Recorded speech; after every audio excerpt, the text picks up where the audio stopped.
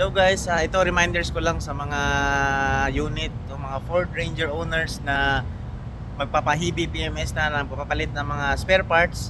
Just make sure na yung nabili nyo na spare parts is legit and hindi made in China. Ito papakita ko sa inyo, sample.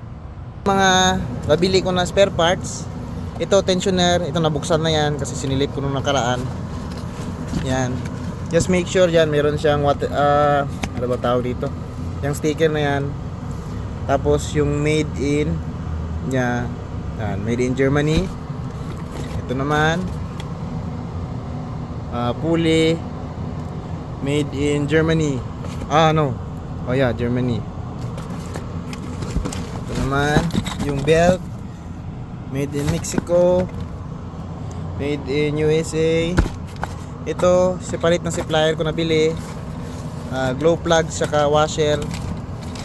Wala, iba yung ano niya sa kahon niya, wala siyang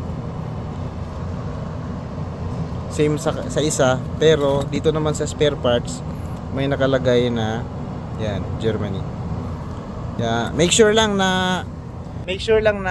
original yung spare parts na nabili nyo, kasi pag made in China, mostly na imbis na mas mabilis o mas tumagal siya ng lifespan ng same ng original, mas mabilis siya masira kaysa sa stock parts. Kaya make sure na original yung nabili nyo na spare parts. Kaya yun lang.